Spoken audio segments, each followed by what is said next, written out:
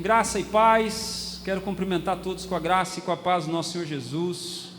Seja muito bem-vindo você, meu irmão, seja muito bem-vinda. Obrigado a todos, produção, galera que está servindo, pessoal do cinema lá fora, enfim, agradeço a todos. Você que está em casa, que o Espírito Santo de Deus possa estar com você nesta noite, que seja uma noite de transformação, uma noite de poder, manifestação do poder do Senhor. Meus irmãos, hoje vai ser demais. Quem crê? Quem crê, diga eu creio. Glória a Deus. Hoje o nosso tema da nossa pregação chama Deserto de Esperança. E hoje eu quero convidar você, meu irmão, minha irmã, a mergulhar em uma história linda da manifestação do poder de Deus. É Deus sendo o protagonista de uma reviravolta na vida de Agar, uma reviravolta incrível na vida de Agar. Eu queria convidar você a abrir a sua Bíblia em Gênesis, o primeiro livro da Bíblia, Gênesis capítulo 21, a partir do verso 14, vamos ler até o verso 18. Gênesis capítulo 21,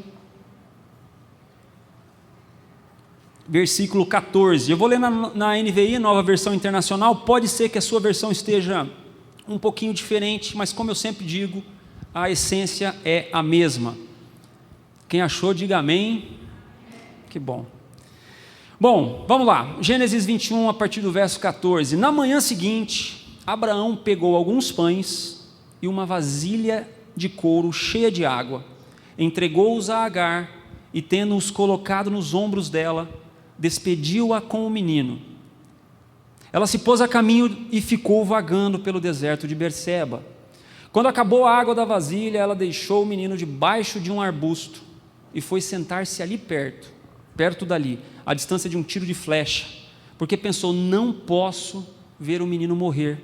Sentada ali perto, começou a chorar. Deus ouviu o choro do menino e o anjo de Deus do céu chamou Agar e lhe disse: o que lhe aflige, Agar? Não tenha medo. Deus ouviu o menino chorar lá onde você o deixou. Levante o menino, tome-o pela mão, porque dele farei um grande povo. Eu quero orar com você, feche seus olhos. Senhor, essa é a tua palavra, Deus, e nós trememos e tememos diante dela. Deus, tudo o que o Senhor gostaria de revelar, Deus, está revelado aqui na sua palavra, no nosso manual de vida. Por isso, nessa noite, Deus, que seja uma noite de mover, uma noite de transformação, uma noite de entendermos que quando nós estamos no deserto, o Senhor muitas vezes nos leva para ali, para revelar a sua glória, revelar a sua maravilhosa glória através da sua vida para nós, Deus. Por isso, nessa noite, nós te agradecemos e queremos entender, extrair o melhor da tua palavra nessa noite, no nome santo e poderoso de Jesus. Amém e amém. Bom, meus irmãos, hoje Deus quer falar conosco a respeito de esperança. Por isso, o tema da nossa pregação é deserto de esperança. Nós sabemos que temos vivido um tempo difícil, um tempo amargo. Temos pregado aqui, semana após semana, não só aqui na igreja, como no Brasil e no mundo, sobre o tempo difícil que temos vivido. Tempo amargo. Muitas vezes nos falta emprego, temos perdido algumas pessoas, muitas pessoas, e muitas vezes nos falta esperança. Esperança está ligada ou intimamente ligada com fé. Ter fé significa ter esperança de que algo vai mudar de forma positiva, que algo vai mudar para melhor. O autor de Hebreus falaria ali em Hebreus capítulo 11, que a fé é a certeza das coisas que nós não vemos, mas temos a certeza que está ali. Mas o que o deserto tem a ver com esperança? Será que é possível ter esperança no deserto? Hoje a gente vai falar sobre a história de Agar. Agar era uma escrava da tenda de Abraão. Ela servia diretamente Sara, sua esposa. E hoje nós vamos aprender algumas lições sobre ter esperança, mesmo que nós estejamos no deserto. Você tem passado por algum tipo de deserto? Como tem sido a sua vida hoje? Talvez seja uma perda, talvez seja um ente querido que se foi, ou possivelmente um problema financeiro, problema relacional, de repente no seu casamento. Como tem sido a sua vida? Que tipo de deserto você está passando no dia de hoje. E eu queria chamar a atenção para 3 personagens importantes que nós vamos trabalhar hoje, que nós vamos estudar hoje. E eu quero falar sobre Abraão, Sara e Agar. E hoje eu vou dar um enfoque especial na vida de Agar. Bom, falando um pouquinho sobre Abraão, para que a gente possa contextualizar. A Bíblia inicia a narrativa da vida de Abraão a partir de Gênesis, no capítulo 12. No capítulo 12 de Gênesis, ali nós vemos o chamado de Abraão, o motivo pelo qual ele existiria, o seu propósito de vida. Então, avançando um pouquinho, em Gênesis, no capítulo 13, nós vemos Deus fazer uma promessa a Abraão. E essa promessa, ela seria acerca da sua descendência, dos seus filhos e dos filhos dos seus filhos. A ponto da Bíblia dizer que Deus chamou Abraão para fora da tenda e falou assim: olha, presta atenção aqui no pó da terra. Se você pudesse contar o pó da terra, então poderia contar a sua descendência. Olha a promessa que Deus faz a Abraão. Então, avançando um pouquinho no capítulo 15 de Gênesis, nós vemos Deus fazer uma aliança com Abraão, um compromisso, um pacto, a ponto da Bíblia dizer no capítulo 15, versículo 6, que Abraão creu em Deus, creu verdadeiramente em Deus, e isso lhe foi atribuído como justiça, isso lhe foi imputado como justiça. Abraão foi chamado de o amigo de Deus. Ele realmente cria que Deus poderia cumprir a promessa que ele tinha feito para Abraão. Olha o que o autor de Hebreus vai falar sobre Abraão. Hebreus capítulo 11, a partir do verso 8. Pela fé, quando chamado, vou iniciar de novo. Pela fé, Abraão, quando chamado, obedeceu e dirigiu-se a um lugar que mais tarde receberia como herança, embora não soubesse para onde estava indo. Pela fé, peregrinou na terra prometida, como se estivesse em terra estranha. Viveu em tendas, bem como Isaque e Jacó, co-herdeiros da mesma promessa, pois ele esperava a cidade que tem alicerces, cujo arquiteto e edificador é Deus. Pela fé, Abraão e também a própria Sara, apesar de estéril e avançada em idade, recebeu poder para gerar um filho, porque considerou fiel quem lhe havia feito a promessa. Assim, daquele homem já sem vitalidade, falando a respeito de Abraão, originaram-se descendentes tão numerosos como as estrelas do céu e tão incontáveis como a areia da praia do mar. Esse era Abraão, um patriarca, um cara de fé, amigo de Deus. Sara era a esposa de Abraão, considerada uma grande mulher nas Escrituras. O significado do nome de Sara é princesa, ela era uma princesa. Ela se acha estéril, e então ela comete um pequeno deslize. Ela teve a brilhante ideia de ajudar a Deus no seu propósito. Ela tentou ajudar a Deus no cumprimento do seu propósito, ela queria resolver o problema do herdeiro. Quantos de nós tentamos ajudar a Deus a resolver o nosso problema? Eu não sei se já aconteceu com você, comigo algumas vezes, da gente às vezes orar para Deus, ou às vezes a gente nem ora, a gente simplesmente realiza alguma coisa e depois fala: Deus, se vira aí para resolver essa caca que eu fiz. Foi mais ou menos isso que Sara fez. Eu quero que você acompanhe, se você está com a sua Bíblia aberta, volta um pouquinho, nós estávamos lendo 21, volta para o 16, Gênesis 16, versículos 1 e 2. Ora, Sarai, porque Deus ainda não havia mudado o nome de Sara, logo depois Deus mudaria de Sarai para Sara. Ora, Sarai, mulher de Abrão, não lhe dera nenhum filho. Como tinha uma serva egípcia, chamada Agar, disse a Abrão: já que o Senhor me impediu de ter filhos, possua a minha serva. Talvez eu possa formar família por meio dela. Abraão atendeu a proposta de Sarai. Está aqui Sara tentando ajudar Deus no cumprimento do propósito de Deus. Agar era uma serva, era uma escrava da casa, da tenda ali de Abraão. Provavelmente, a Bíblia não relata exatamente qual era a relação de Sara e Agar até aqui. Logo depois a gente vai ver que elas tiveram uma desavença. Mas até então, a Bíblia não revela a relação que Sara tinha com Agar. Mas, por alguns estudiosos creem que ela tinha uma relação muito próxima. Imagina uma escrava que estaria ali ajudando, de repente, Sara nos afazeres domésticos. De repente, ela estaria ali ajudando Sara no seu vestimenta, nos seus adornos. Então, era uma mulher que possivelmente seja próxima. Até eu vi um comentário de alguém que falou assim, você sabe uma babá que às vezes acompanha a família na viagem? A família vai para a praia, leva a babá junto para cuidar dos filhos, e aquela babá está ali dentro do carro, ouve a conversa, conhece os problemas do marido, da mulher. Então, Agar seria mais ou menos esse tipo de mulher.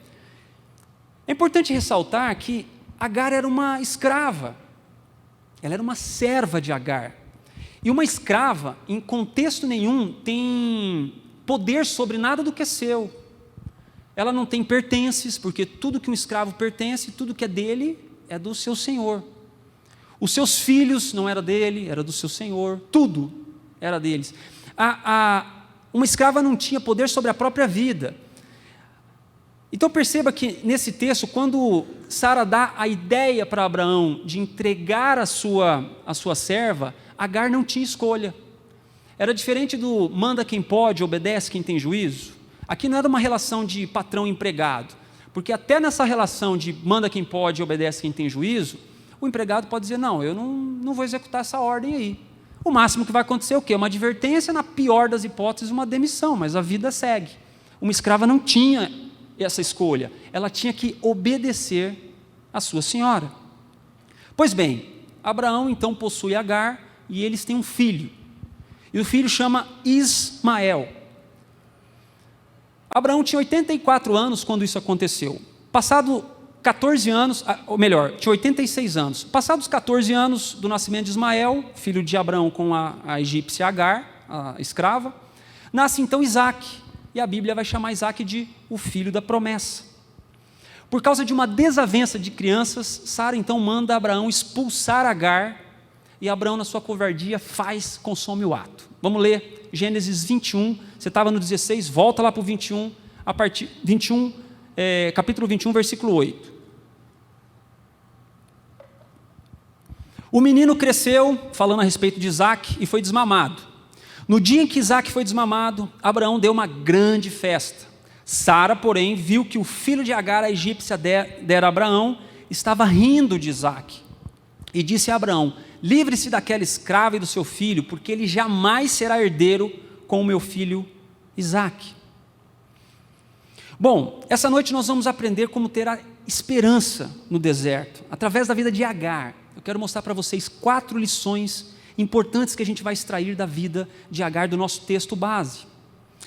O deserto na Bíblia, ele sempre nos é apresentado como um ambiente hostil, um ambiente de dependência total, um ambiente onde falta todas as coisas. Muitas vezes faltam recursos básicos, o deserto ele é assim. Mas o deserto também tem o seu lado bom. Presta atenção, isso é muito importante. O deserto ele é o processo de Deus para te livrar da mentalidade de escravo. O deserto é o processo de Deus para te livrar da mentalidade de escravo. Quando Deus libertou o povo de Israel do Egito, depois das pragas, a Bíblia diz que o povo ficou vagando no deserto por 40 anos, e ali eles provaram da provisão de Deus, eles provaram do maná de Deus, e muitas vezes, quando Deus ajudava eles ali, eles reclamavam e sentiam saudades das cebolas que comiam no Egito. Então, no deserto, o deserto é o processo de Deus para ir te ajudando a livrar essa mentalidade de escravo. O deserto ele nos fortifica em momentos onde nem nós mesmos acreditávamos em nós. O deserto é o lugar onde Deus vai mostrar para você, é possível vencer certas coisas. Por exemplo, na morte Deus nos ensina. Lembro, já falei isso algumas vezes aqui, na morte do meu pai, como foi difícil. Eu não imaginava muitas vezes viver sem o meu pai, e aí de repente Deus me mostra que sim, é possível viver sem ele. Vamos sentir saudades, vamos ter dificuldades, mas sim, é possível. Deus nos mostra forte, uma força que nós nem mesmo sabíamos que tínhamos. O pastor Isaac Sixu falou o seguinte: o deserto é o palco da manifestação de Deus. Não que Deus não se manifeste fora do deserto, sim, Ele faz, mas infelizmente, digo isso com certa tristeza, de que no deserto muitas vezes Deus é a única coisa que nos restou. Então eu contextualizei isso para você entender quem é Abraão, quem é Sara e quem é Agar. Então agora eu queria te dizer a primeira lição que nós aprendemos no deserto, ou quando estamos no deserto. O deserto nos deixa desorientados, completamente desorientados, sem direção, sem proteção, mas no deserto Deus nos ensina a confiar nele. Vamos ler nosso texto? Está aí na tela para vocês, né? Joia. Na manhã seguinte, Abraão pegou alguns pães e uma vasilha de couro cheia de água, entregou-os a Agar e, tendo-os colocado no ombro dela, despediu-a com o menino, que é Ismael. Ela se pôs a caminho do deserto e ficou vagando, ou em outras traduções, ficou andando sem direção, ou em outra tradução, ela ficou andando, vagando errante pelo deserto de Berseba. O que eu queria chamar a sua atenção nessa noite é que, primeiro, Abraão era um homem muito rico. A Bíblia diz que Abraão tinha muitas posses, Abraão tinha rebanhos, exército, Abraão tinha ouro, tinha prata, Abraão tinha muitas coisas. E o que me deixa encafifado aqui, por que Abraão pegou apenas uma sacola de pão, um cântaro de água, e deu para Agar e o seu filho Ismael, e falou: olha, vaza, porque minha mulher ali está bem brava, ela quer que você vaze. E assim Abraão fez. E a Bíblia diz que ela se pôs no caminho e ficou vagando, ficou ali andando sem direção. Agar estava paralisada com a situação, pega desprevenida, sem suprimento suficiente, porque quanto tempo duraria uma sacola de pão e um cântaro de água num deserto? Quanto tempo ela ficaria ali sem esses suprimentos? Certamente ela tinha medo do desconhecido. Muitas vezes é assim comigo e contigo. Às vezes com você, nós nos pegamos assim, no deserto ele nos deixa desorientados, sem direção, sem proteção. O interessante é que a palavra no hebraico para vagando, essa parte onde fala, ela se pôs ao caminho e ficou vagando, né? A palavra no hebraico para vagando, ou sem direção, ou errante, é tahá, que significa literalmente desorientação, podendo inclusive ser usada para referir-se a alguém que estava embriagado. Olha que interessante. Você já viu alguém embriagado?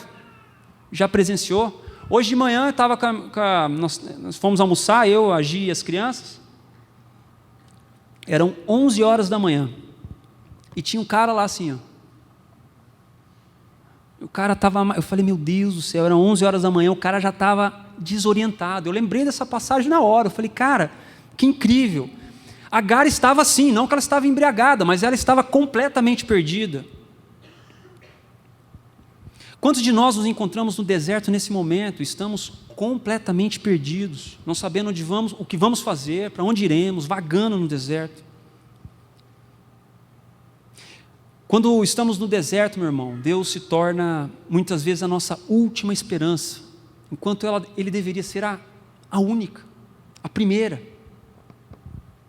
E eu quero te dizer que, a propósito, atravessarmos deserto. É importante atravessarmos deserto. Então, a primeira lição, o deserto nos deixa completamente desorientados. A segunda lição que eu quero trazer para vocês é que no deserto ficamos muitas vezes sem provisão e sem disposição. Vamos olhar o texto. Quando acabou a água da vasilha, ela deixou o menino debaixo de um arbusto e foi sentar-se perto dali, à distância de um tiro de flecha, porque pensou, não posso ver o menino morrer. Sentada ali perto, começou a chorar. A Bíblia diz que ela deixou o menino debaixo de um arbusto. Imagina a cena. Está acabando o recurso. Acabou o pão, está acabando a água. E ela com o menino debaixo, lá naquele sol escaldante, no deserto de Berseba. Então, ela, desesperada com aquela situação, ela deixa o menino perto de um arbusto e se atira ali, e vai ali mais ou menos um tiro de 100 flecha, ou em torno de 100 metros, ou um quarteirão mais ou menos. Porque ela disse, ela pensou, não posso ver o menino morrer. Sentada ali perto, começou a chorar. Agar se vê sem recursos básicos para a sobrevivência. Quantas vezes em nossa vida o que nos resta é chorar? Nós fazemos como Agar. Não temos forças para lutar, não temos forças para fazer as coisas. e nos desesperamos. Ela se entrega, o texto diz que ela não queria ver o menino morrer. Pensa, o menino não tinha morrido, é uma mãe de luto por um filho vivo. O menino nem tinha morrido, mas ela já estava entregue, estava sem provisão e sem disposição. E muitas vezes, o deserto que nós passamos, nós ficamos assim. Seja um deserto financeiro, nós ficamos sem provisão, nós ficamos sem disposição, às vezes até para trabalhar. Quantas vezes você chega domingo e fala, meu Deus, amanhã é segunda, tem que fazer tudo de novo. E a gente está completamente sem disposição. Apesar do deserto nos deixar desorientados, sem provisão e sem disposição, no deserto Deus começa então a manifestar o seu poder. E a terceira lição que nós aprendemos no deserto é que o deserto é a manifestação, é o lugar da manifestação do poder de Deus. Vamos para o nosso texto. Deus ouviu o choro do menino e o anjo de Deus do céu chamou Agar. Ele disse, o que lhe aflige, Agar? Não tenha medo, Deus ouviu o menino chorar lá onde você o deixou. Levante o menino, tome-o pela mão, porque dele farei um grande povo. Meus irmãos, então agora começa então o protagonismo de Deus. Deus transformando dor em esperança. Deus transformando sofrimento em alívio. O deserto é o ambiente onde a manifestação de Deus se revela. Talvez você esteja experimentando esse deserto nesse momento, mas deixa eu te dizer, é no deserto que Deus mais vai brilhar. Lá ele se faz mais claro, não porque ele não fala fora do deserto, mas é porque no deserto nós estamos mais suscetíveis à voz de Deus. Faz sentido para você? No deserto a gente fica mais humilde. Fora do deserto, às vezes o nosso ego está muito inflado, talvez nós estamos muito ocupados para ouvir Deus, talvez não haja espaço na sua vida ou na minha vida para Deus. Por isso que às vezes Deus nos envia para o deserto, que é muitas vezes para chamar a minha e a sua atenção. Talvez você fale para mim, bom, essa palavra deserto não faz sentido para mim hoje. Talvez você esteja bem com relação aos seus relacionamentos, talvez esteja tudo bem na tua casa, você está com uma grana no banco, você tem um carro legal para andar, você tem uma casa boa, talvez saindo daqui você vai sair para comer um sushi com seus amigos e vai gastar lá 100 conto por cabeça, mas tem irmão aqui, por exemplo, que não tem 10 reais para comer um cachorro quente. Então, eu quero dizer para você, tudo bem que você tenha tudo isso, desfrute disso que Deus te deu, mas sem se esquecer dele, porque o deserto ele chega, talvez o nosso ego esteja tão inflado que a gente não consiga ouvir a Deus, então é importante estarmos no deserto, porque lá estamos mais suscetíveis a ouvir a voz de Deus. Eu queria trazer uma reflexão aqui de C.S. Lewis, que ele vai falar acerca do deserto ou do sofrimento. Ele vai dizer que o deserto ou o sofrimento é a auto-humilhação de Deus, ou seja, Deus permite que nós sejamos enviados para o deserto, porque aí ele nos leva para a vulnerabilidade, que é exatamente o estado de Agar, o estado onde ela se encontra, ou o estado onde você possa estar nesse momento, muitas vezes sem direção, sem provisão, sem recurso, sem esperança. Mas é nesse ambiente onde Deus fala, ei Mateus, ou é nesse ambiente onde Deus vai falar, ei Luiz, ei Yuri, ei Gabriel. É lá onde Deus vai falar, ei, olha para mim, porque eu sou o resto. Olha o que C.S. Lewis vai falar. Deus nos envia para o deserto, para esse momento de vulnerabilidade, para dizer, eu sou o resto, eu sou o que te sobrou. É a auto-humilhação de Deus. É Deus gritando com o megafone para o seu povo, ei, eu estou aqui, não esqueça de mim. Acredite, o seu sofrimento é Deus falando para você, ei, olha para mim, porque eu sou o que te sobrou. É nesse ambiente de vulnerabilidade, é nesse ambiente onde falta todas as coisas, onde às vezes falta o básico, que Deus ouve então o choro do menino E a Bíblia diz, eu vou ler de novo, Deus ouviu o choro do menino, e o anjo de Deus do céu chamou Agar e lhe disse: o que lhe aflige, Agar? Não tenha medo.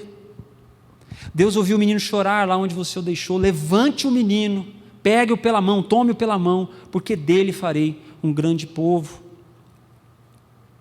Queridos, pior do que sofrer é sofrer sem a perspectiva de um Deus. Pior do que sofrer é sofrer sem a perspectiva de que Deus não existe ou que não pode fazer absolutamente nada por mim ou por você.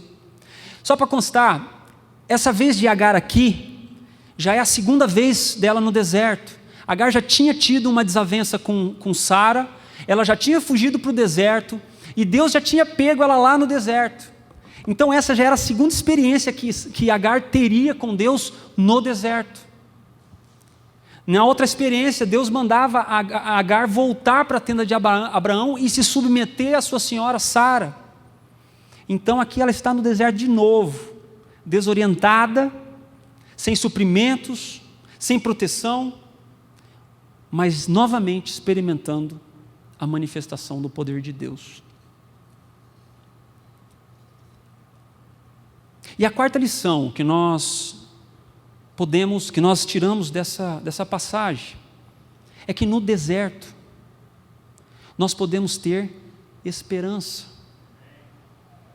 Desorientados, sem provisão, a gente experimenta a manifestação do poder de Deus, e então no deserto nós podemos ter esperança. E o texto termina dizendo o seguinte, versículo 19, capítulo 21, versículo 19. Então Deus lhe abriu os olhos, e ela viu uma fonte, foi até lá, encheu de água a vasilha, e deu de beber ao menino. Deus estava com o menino, que era Ismael. Ele cresceu, viveu no deserto, e se tornou flecheiro. Vivia no deserto de Parã, e sua mãe conseguiu-lhe uma mulher da terra do Egito. O deserto onde Agar estava chamava-se Berseba. Nós vimos isso no versículo 14. Berseba em hebraico quer dizer poço do juramento. Era uma região na Palestina onde era conhecida por ter sido cavado alguns poços ali. Então, a palavra de Deus nos diz que Deus então abriu os olhos de Agar, então ela viu uma fonte. Ela estava no deserto, estava sob as fontes de água, mas ela não tinha visto. Perceba, o milagre não é a água, porque a água sempre esteve ali. Ela que não enxergara. Então a palavra de Deus diz que Deus abriu os olhos espirituais. Então Agar começa a enxergar. Então Agar enxerga e vai lá no poço e colhe um pouco de água. Então Agar é saciada na sua necessidade. Então Deus ali mostra a sua esperança. A Bíblia diz que José, falando a respeito de José dormiu escravo e acordou para governar o Egito. Tipo, na mesma semana que ele estava ele foi do calabouço para o palácio real. Deus pode fazer a coisa acontecer da noite para o dia. Não importa, meu irmão, o deserto que você se encontre. Não importa o deserto que você esteja passando. Não importa o momento que você está vivendo. Deus pode fazer e pode transformar as coisas da noite para o dia. Eu queria chamar a equipe aqui, Lu, que a gente vai fazer um momento de ministração.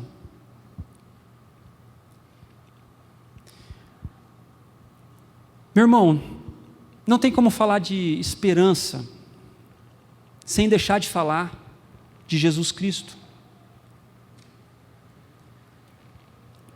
Porque a Bíblia, de Gênesis a Apocalipse, a Bíblia é uma coleção de livro que aponta para uma pessoa. E essa pessoa é Jesus. Isaías no capítulo 7, versículo 14, o profeta Isaías diz o seguinte: pois o Senhor mesmo lhes dará um sinal. A jovem que está grávida dará à luz a um filho e porá o nome dele de Emanuel, que em hebraico significa Deus conosco. Isso foi dito pelo profeta há 700 anos antes da vinda de Cristo. Era o profeta já prevendo a chegada de Cristo, o nascimento de Cristo. A nossa esperança, a minha esperança, a sua esperança deve estar em Cristo, porque se estamos desorientados, como Agar estava, Ele nos orienta. Se estamos sem provisão, Ele é o Deus provedor, Ele que te sustenta. No deserto Ele vai manifestar a sua glória e vai nos dar a esperança e a certeza de que Ele conhece o seu sofrimento e Ele pode te ajudar. Quantos creem nisso? Amém. Eu quero orar com você nessa noite. Quero que você feche os seus olhos. A banda pode ir chegando aqui, a gente vai. Senhor, nós estamos aqui, Pai, diante da Tua palavra. Nós sabemos que muitas coisas, Deus, muitos desertos que passamos, muitas vezes nós não entendemos, Pai, não entendemos porque o Senhor permite muitas vezes, e às vezes questionamos isso.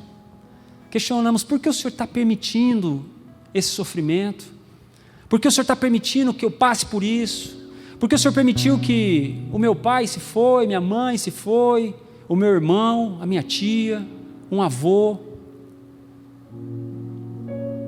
Porque muitas vezes o Senhor permite isso e a gente não entende, e quantas vezes nos enxergamos no deserto, desorientados,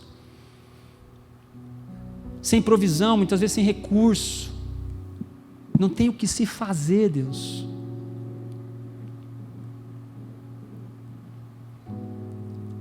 Mas o interessante é que no deserto, Pai, em meio a essa vulnerabilidade, quando estamos lá no deserto, quando estamos vulneráveis, estamos mais suscetíveis a ouvir a Tua voz, a Tua doce voz, a voz que diz, como o Senhor falou para Agar, o que lhe aflige.